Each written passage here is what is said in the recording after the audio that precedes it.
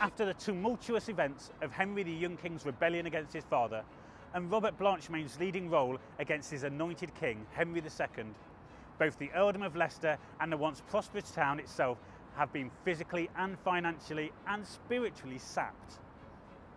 But as we've seen previously in this game of royal roulette, fortunes can easily be made, lost, or in this case, recovered with the passing of the crown from one king to the next. From obscurity for the last year of his life, Blanchemain was welcomed back into the royal bosom, with the accession of Richard I. And although short-lived, that renewed relationship with the king did go some way to helping restore the de Beaumonts to royal favour.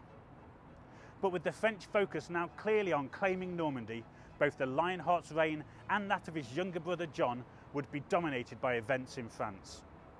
Riding the highs and fighting the impending lows of the Wheel of Fortune for both monarchs came the fourth and final de Beaumont Earl of Leicester, the gallant, the chivalric, the crusading Robert Breteau. I'm Jim Butler. Welcome to Casino Royale Part 7, Crusade.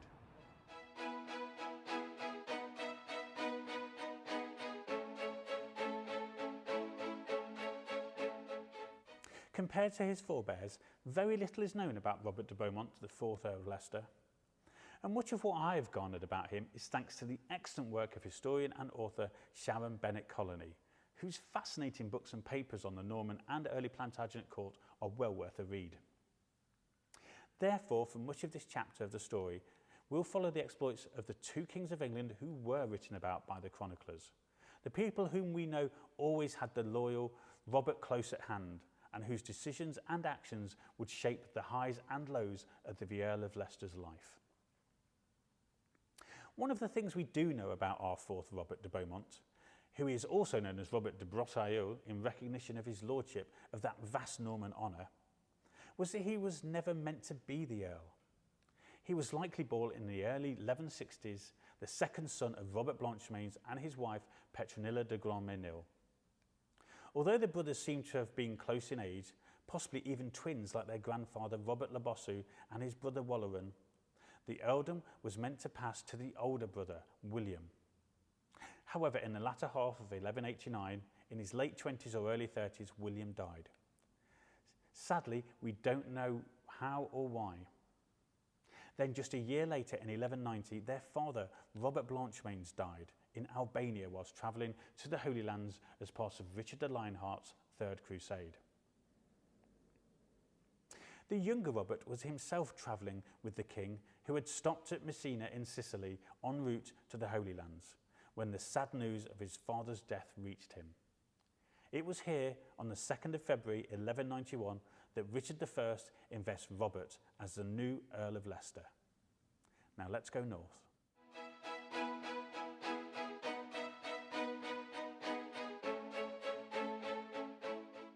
The Crusades were a series of religious wars that were initiated and supported by the medieval church. The principal aim of the expeditions into the Holy Land between 1095 and 1291 was to reconquer Jerusalem and the surrounding area from Muslim rule. In 1187, the Ayyubid Sultan Saladin recaptured Jerusalem, leading Pope Gregory VIII to call on the rulers of Europe to take the cross and embark on a third crusade to regain the Holy Lands for Christendom. In January 1188, the English king, Henry II, and Philip II of France agreed to end their war with each other and take the cross, committing themselves and their countries to the Third Crusade. Both rulers immediately imposed a Saladin tithe on their citizens to raise around 150,000 marks each for the costly venture. When Henry II died in July 1189, his son and heir Richard I immediately began raising more money for the crusade, selling land, estates and titles to raise the funds for his holy war. Such was the impetus put behind the crusade by the king that by the time Richard's fleet set sail from Dartmouth in the spring of 1190, the nation had been gripped by religious fervour. This explosive zeal amongst the Crusaders and general population soon erupted into bloodshed as Jewish communities around the country were attacked for their non-Christian beliefs. Jews were massacred in Lynn, in Norfolk, in Bury St Edmunds and in Stamford, Lincolnshire. The Jews of Lincoln saved themselves only by taking refuge in the castle, and the Jews of York attempted a similar escape at York Castle by seeking sanctuary in Clifford's Tower behind me on the evening of the 17th of March 1190. However, they were besieged by the mob, who demanded that they convert to Christianity or face their wrath. The community's rabbi, also trapped in the tower, advised them that rather than convert, they should all kill themselves, and this soon started happening, with each father killing his wife and then children before killing himself. The rabbi then set fire to the wooden keep that stood on the castle motte at the time. The handful of Jews who did not commit suicide or die in the fire were brutally murdered by the rioters. Tragically, around 150 Jews were believed to have died in this incident. Those few Jews that did convert to Christianity in England during this time, however, were not free from persecution.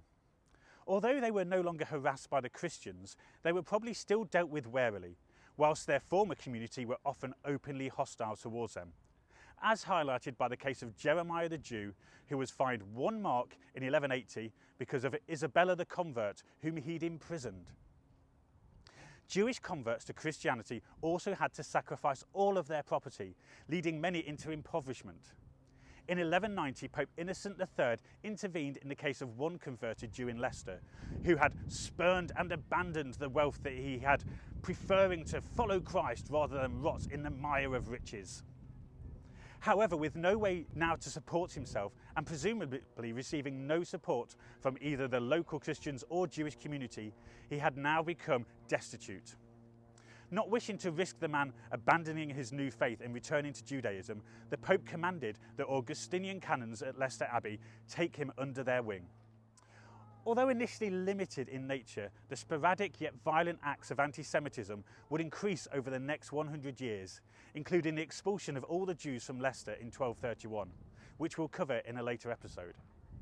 In 1290, Edward I eventually issues his Edict of Expulsion, forcing all Jews out of the country. They would not return for another 366 years until Oliver Cromwell readmits them in 1655. But for now, let's return to the 12th century and Richard the Lionheart's bid to recapture Jerusalem. Follow me.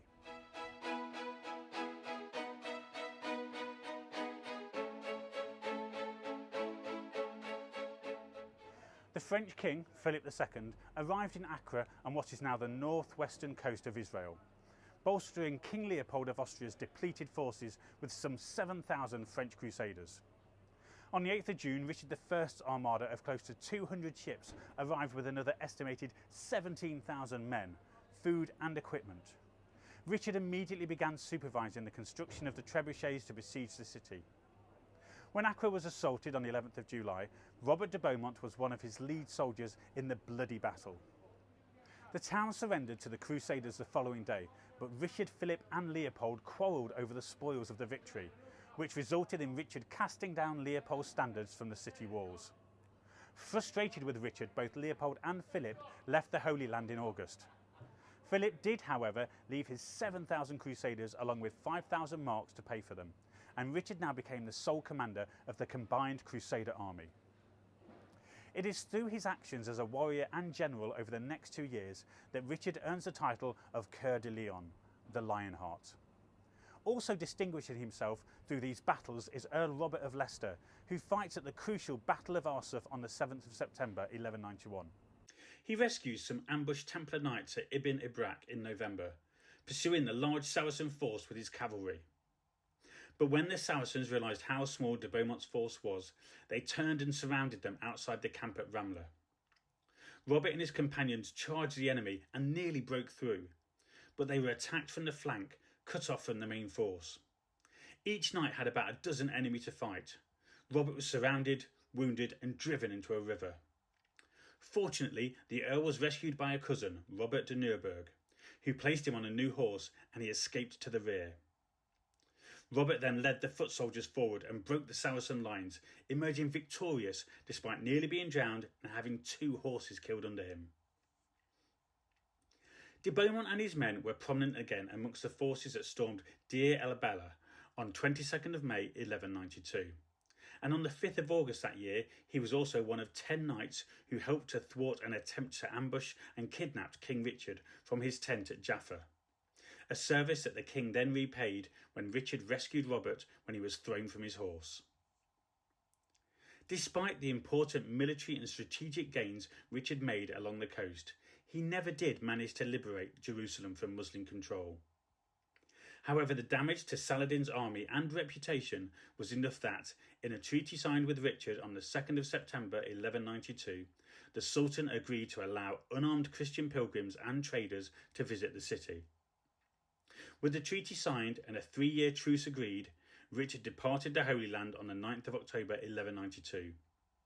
Leaving the home at around the same time was Robert de Beaumont, having distinguished himself in battle and earned the king's eternal goodwill.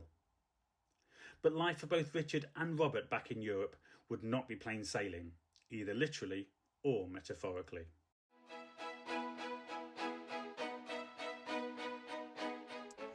Although Philip II and Richard I had once been allies against Richard's father, Henry II, their relationship soured when Richard broke his betrothal to Philip's sister, Alice, on the way to the Crusades in 1191. Upon returning from the Crusades, Philip began looking for ways to get French lands given to Richard as part of his sister's dowry back from him. However, both the kings had sworn an oath to the Pope, promising not to invade the other's territory whilst on crusade, and so a simple land grab appeared out of the question. Instead, Philip appealed to Pope Celestine III to be released from his oath when he returned to France, but with Richard still fighting in the Holy Lands, the Pope refused. So Philip tried other ways to regain his former territory, including using forged documents to try to convince Richard's representatives in Normandy, William FitzRalph, that the king had agreed to return the disputed lands to him whilst they were travelling to the Crusades. FitzRalph didn't believe Philip and refused, so the French king then began spreading rumours to discredit Richard in the eyes of his subjects. One of the most potent of these rumours was that Richard had participated in the murder of the elected king of Jerusalem, Conrad of Montferrat. Although there is no evidence that Richard was involved in Montferrat's murder, the accusation would come to haunt him later. It was also around this time that Philip made contact with Richard's brother, Prince John, whom he would convince to join him in a conspiracy to overthrow the legitimate King of England. Whether Richard was aware of Philip's machinations in France is unknown, but before he got to face them head on, his situation went from bad to worse. Now sailing home from the Crusades, Richard's ship is blown off course and he's ultimately wrecked on the Italian coast near the Gulf of Trieste. In hostile territory, Richard and his party, which some sources say included the Earl of Leicester, attempted to discreetly make their way overland to his brother-in-law, Henry the Lion, the Duke of Saxony and Bavaria. However, shortly before Christmas in 1192, Richard was captured near Vienna by Leopold of Austria, whom Richard had offended at Acre, and who now accused Richard of murdering his cousin, Conrad of Montferrat.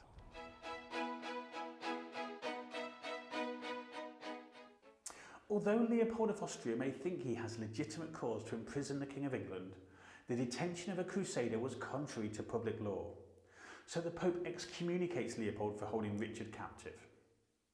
Therefore, in March 1193, Leopold hands it captive to the Holy Roman Emperor Henry VI. Not to be confused with the Roman Emperor, the Holy Roman Emperor was a title held by the ruler of the lands of Central Europe covering modern Germany in Italy.